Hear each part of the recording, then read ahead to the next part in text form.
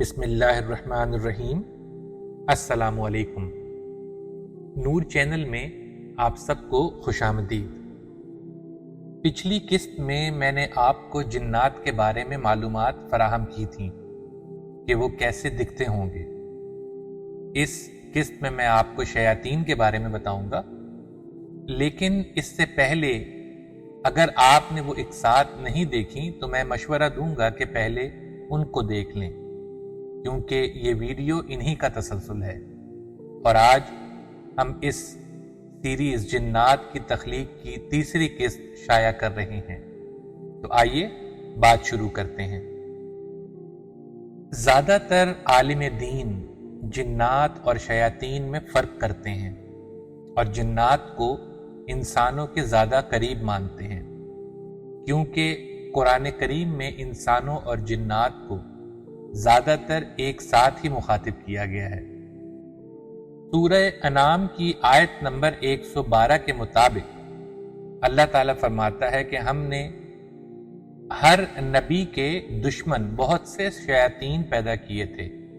کچھ انسانوں میں سے اور کچھ جنات میں سے۔ اس آیت سے ہمیں پتہ چلتا ہے کہ شیاطین جنات میں سے بھی ہوتے ہیں اور انسانوں میں سے بھی۔ مسلم کی حدیث نمبر 4785 میں نبی کریم صلی اللہ علیہ وآلہ وسلم فرماتے ہیں کہ میرے بعد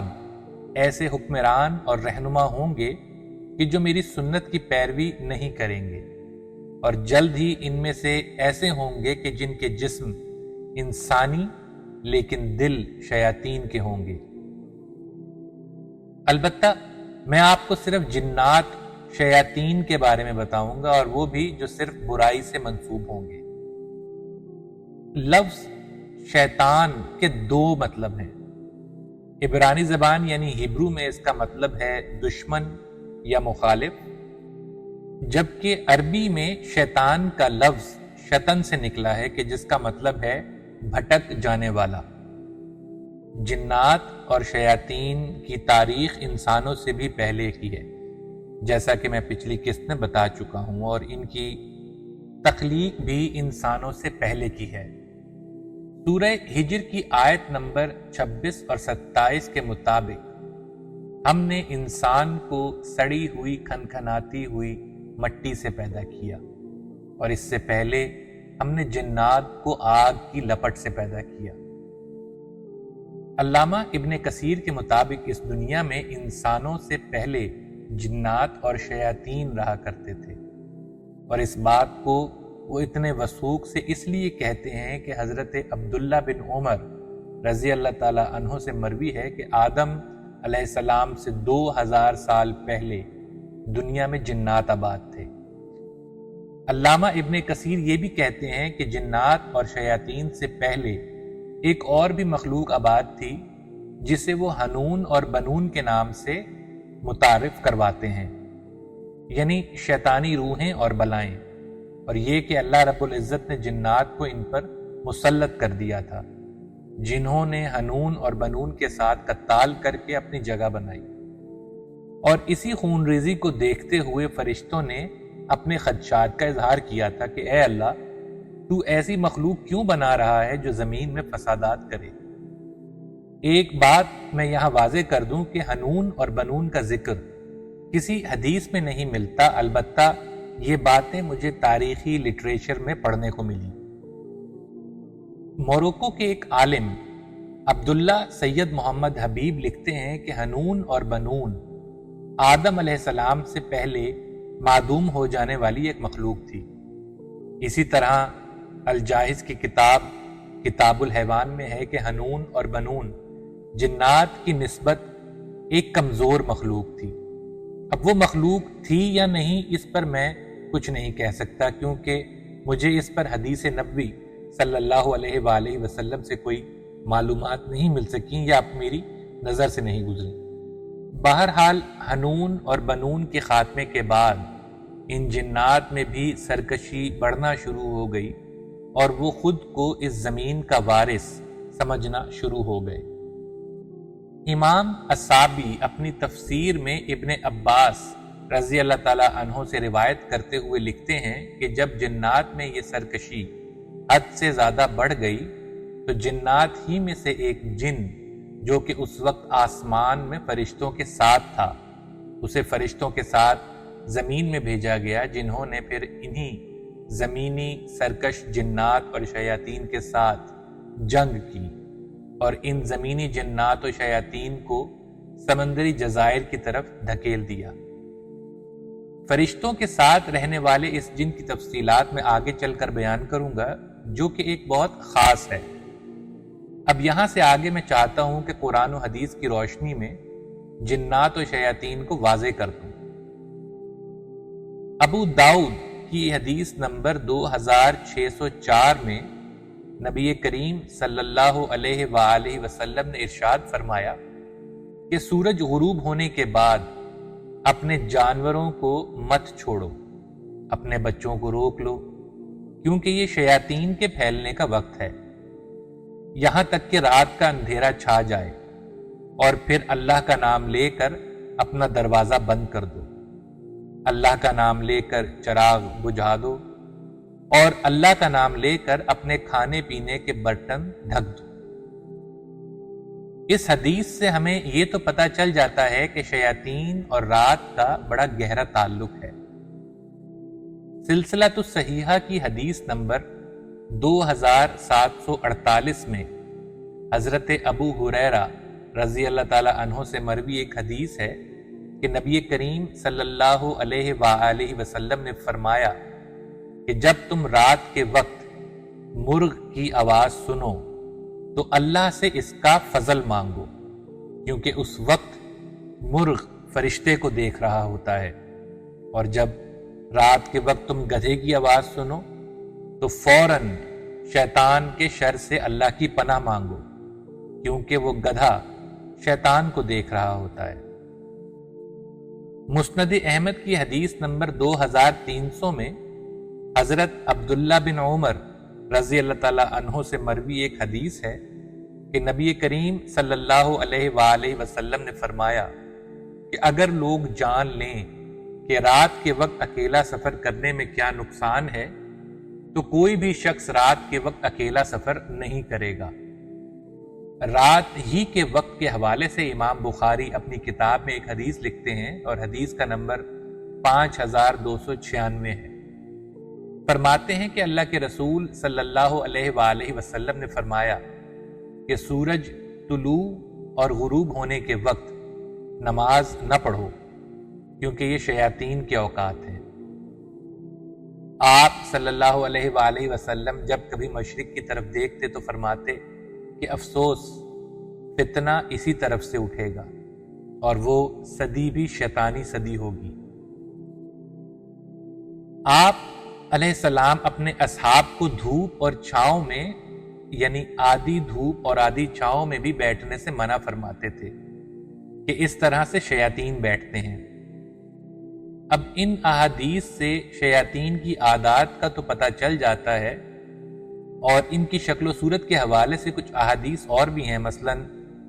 سلسلۃ الصحیحہ کی حدیث نمبر 573 میں حضرت قتادہ رضی اللہ تعالی عنہ سے مروی ایک حدیث ہے کہ ایک رات شدید سیاہ تھی اور بہت زور کی بارش ہو رہی تھی، اور میں آپ علیہ السلام کی خدمت میں عشاء کی نماز پڑھنے کے لیے گیا۔ نماز کے بعد جب آپ علیہ السلام نے سلام پھیرا تو آپ علیہ السلام کی مجھ پر نگاہ پڑی اور فرمایا،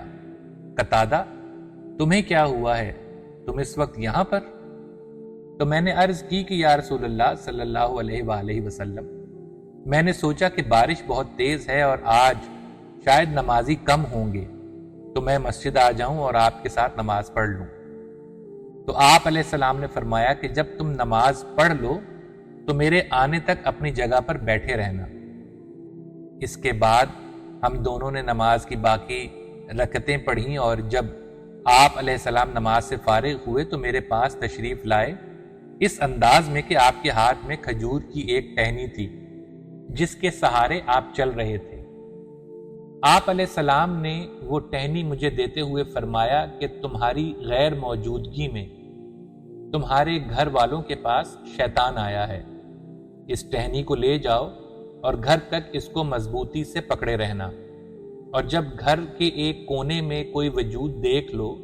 تو بات کرنے سے پہلے اسے مارنا۔ قتادہ رضی اللہ تعالیٰ عنہ فرماتے ہیں کہ جب میں مسجد سے نکلا تو وہ ٹہنی شمع کی طرح روشن ہو گئی، اور جب میں گھر پہنچا تو گھر والوں کو سوتے ہوئے پایا۔ اس کے بعد میں نے اپنے گھر میں نگاہ دوڑائی تو اپنے گھر کے ایک کونے میں سہ جیسا ایک جانور بیٹھا دیکھا۔ سہ وہ جانور ہوتا ہے کہ جس کے جسم پر کانٹے ہوتے ہیں۔ یہ عموماً فصلوں میں اور خالی جگہوں اور زمینوں میں نظر آتا ہے۔ حضرت قتادہ رضی اللہ تعالیٰ عنہ فرماتے ہیں کہ جب میں نے اسے دیکھا تو میں نے اسی ٹہنی سے اسے مارنا شروع کر دیا، اور اس وقت تک مارتا رہا کہ جب تک وہ گھر سے نکل نہ گیا۔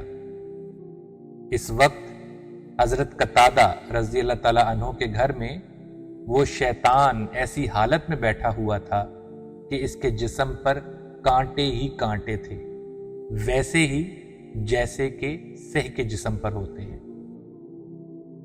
میری تحقیق کے دوران احادیث میں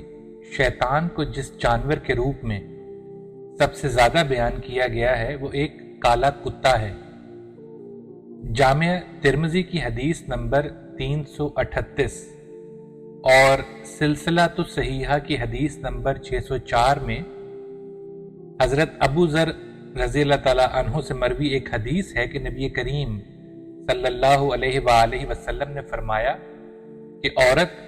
گدھے اور کالے کتے کا نماز کے ہوتے ہوئے سامنے سے گزر جانے پر نماز باطل ہو جائے گی اور پھر اسے دوبارہ پڑھنا ہوگی۔ حضرت عبداللہ بن سامت رضی اللہ تعالیٰ عنہ کہتے ہیں کہ میں نے ابو ذر رضی اللہ تعالیٰ عنہ سے پوچھا کہ سرخ، سفید اور زرد کے مقابلے میں کالا کتا ہی کیوں؟ اس پر ابو ذر رضی اللہ تعالیٰ عنہ کہتے ہیں کہ میں نے بھی یہی سوال نبی کریم صلی اللہ علیہ وآلہ وسلم سے عرض کیا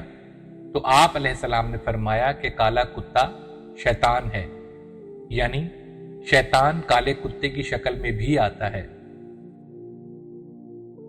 پچھلے 1400 سالوں میں یورپ کے اخبارات میں جگہ جگہ ایک کالے کتے کا ذکر ملتا ہے، جیسے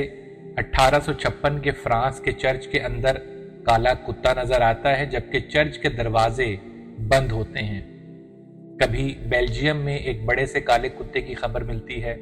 جو کہ ایک ٹوٹی ہوئی زنجیر گلے میں ڈال کر ساری رات کھیتوں میں گھومتا رہتا ہے،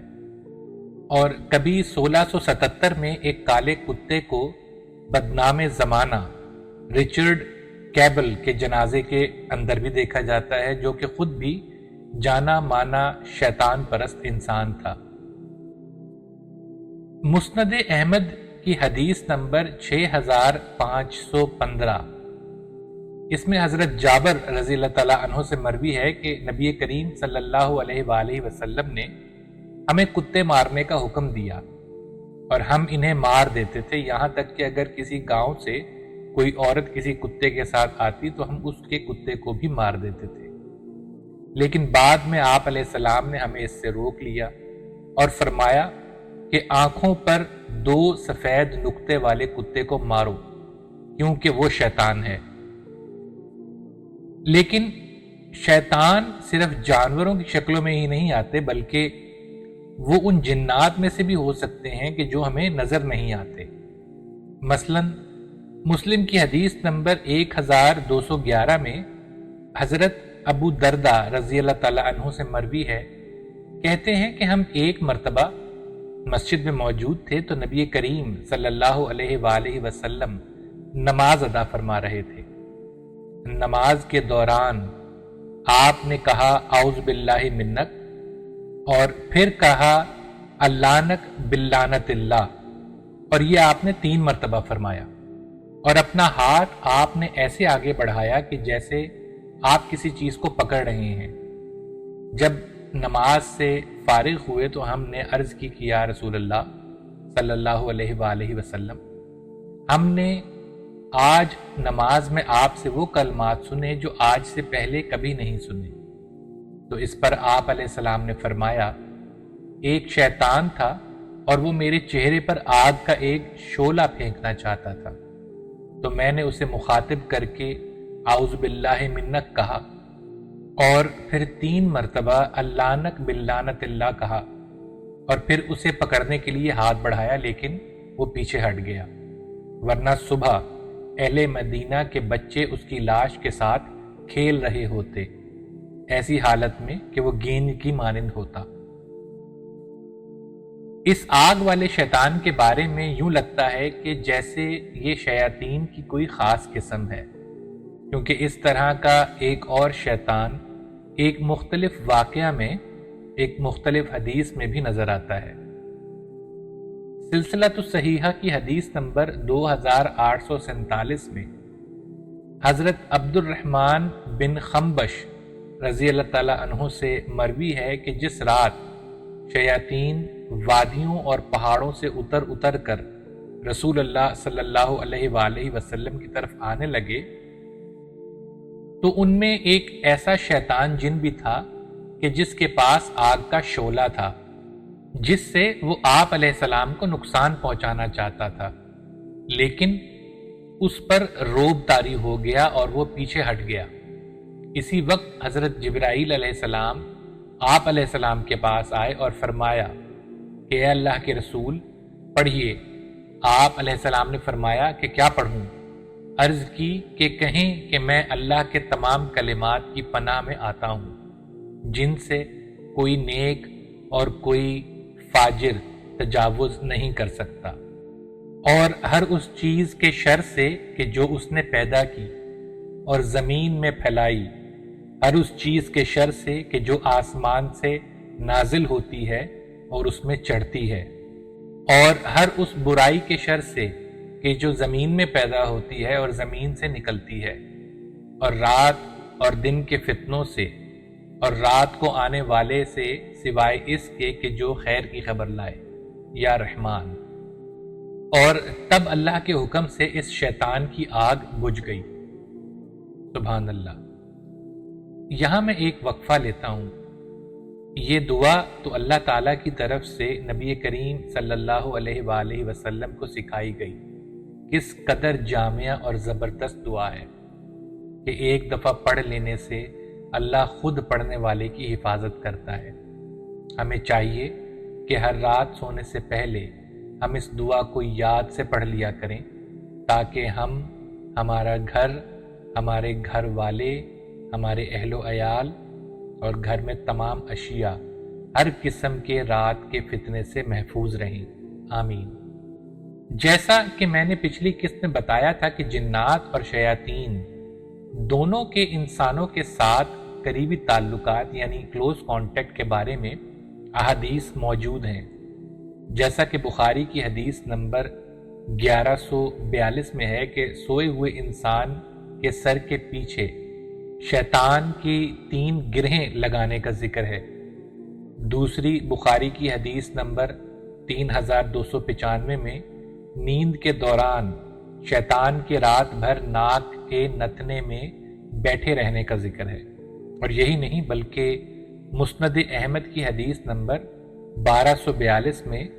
گھروں کے اندر بھی شیاطین کا ذکر اس طرح ملتا ہے کہ جہاں 5 گھر واقع ہوں اور ان میں نہ اذان دی جائے اور نہ نماز پڑھی جائے، وہاں شیاطین کا غلبہ ہو جاتا ہے۔ پھر کچھ جنات کا آسمان تک جانے کا ذکر بھی سورہ صافات کی آیات نمبر 6 سے 10 میں ملتا ہے۔ ان آیات کا مفہوم ہے کہ دنیا کا آسمان ستاروں سے مزین ہے اور سرکش شیطانوں سے محفوظ ہے۔ وہ فرشتوں کی باتوں کو سننے کے لیے کان بھی نہیں لگا سکتے، لیکن اگر ان میں سے کوئی جن کوئی بات اچک لے تو انہیں ہر طرف سے ایک دہکتے ہوئے شعلے کے ساتھ مارا جاتا ہے۔ عموماً ان دہکتے ہوئے شعلوں کو شہاب ثاقب کہتے ہیں، اور آپ میں سے اکثر نے رات کے صاف آسمان میں انہیں دیکھا بھی ہوگا۔ لیکن اس بات کا کیا مطلب کہ اگر ان میں سے کوئی جن ایک بات اچک لے؟ مسلم کی حدیث نمبر 5817 اور بخاری کی حدیث نمبر 4800 میں حضرت عائشہ صدیقہ رضی اللہ تعالی عنہا سے مروی ہے کہ ایک مرتبہ لوگوں نے نبی کریم صلی اللہ علیہ وآلہ وسلم سے ایک سوال کیا کہ یا رسول اللہ صلی اللہ علیہ وآلہ وسلم، یہ کاہن تو بعض اوقات ایسی چیز بھی بتا دیتے ہیں کہ جو سچ نکلتی ہے۔ تو اس پر آپ علیہ السلام نے فرمایا کہ وہ شیاطین جنات کی بات ہوتی ہے کہ جو وہ آسمان سے چوری کر لیتے ہیں، اور پھر اس ایک سچی بات میں 100 سے زائد جھوٹی باتیں ملا کر کاہنوں کو بتاتے ہیں۔ اور اس حدیث کے مطابق کاہنوں کے کان میں ان جنات کی باتیں اس طرح سے سنائی دے رہی ہوتی ہیں جیسے ان کے کان میں کوئی مرغی کٹکٹا رہی ہے۔ بے شک شیاطین جنات آسمان میں گھومتے اور اڑتے پھرتے ہیں۔ سنن نسائی میں حضرت عباس رضی اللہ تعالیٰ عنہ سے مروی ایک حدیث ہے کہ ایک شخص نبی کریم صلی اللہ علیہ وآلہ وسلم کی خدمت میں حاضر ہوا اور عرض کی کہ یا رسول اللہ صلی اللہ علیہ وآلہ وسلم، میں نے ایک عجیب شے کو آسمان سے اترتے اور اپنے پاس آتے ہوئے دیکھا ہے، اور میرے دل میں یہ خواہش پیدا ہوئی کہ میں اس سے بات کروں، لیکن نہ جانے کیوں میں وہاں سے پیچھے ہٹ گیا اور اپنے آپ پر قابو پا لیا۔ اس پر آپ علیہ السلام نے فرمایا کہ اللہ کا شکر ہے کہ تم نے ایمان کے ذریعے اس چیز سے بات کرنے کے وسوسے پر قابو پا لیا۔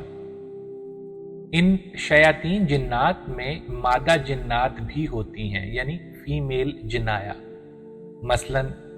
سلسلۃ الصحیحہ کی حدیث نمبر 46 کے اندر ایک لفظ شیطانہ بذات خود موجود ہے، اور مسند احمد کی حدیث نمبر 504 جس میں نبی کریم صلی اللہ علیہ وآلہ وسلم نے